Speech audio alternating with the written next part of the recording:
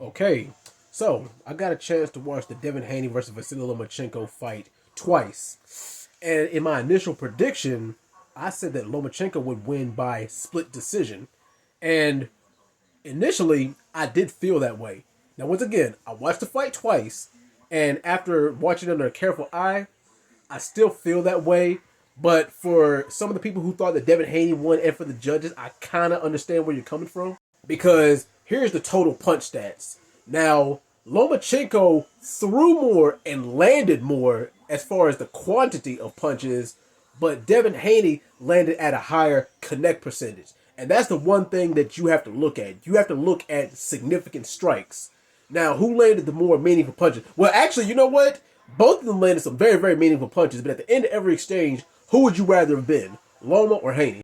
A lot of people made the mistake thinking that Lomachenko was going to make the same mistake he did when he fought Teofimo Lopez, which is start the fight way, way too late.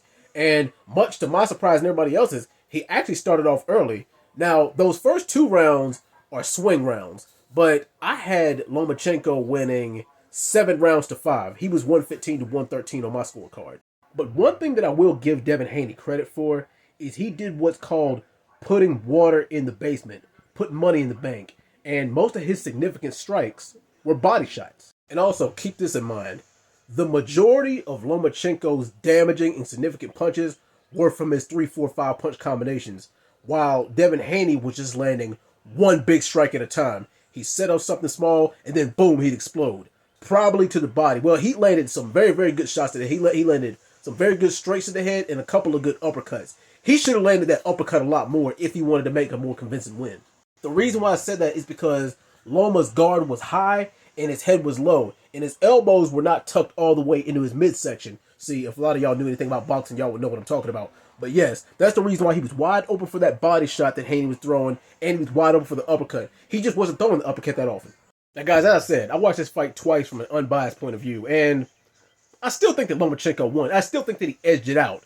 But to say he got robbed is kind of reach because a lot of those rounds were extremely, extremely close.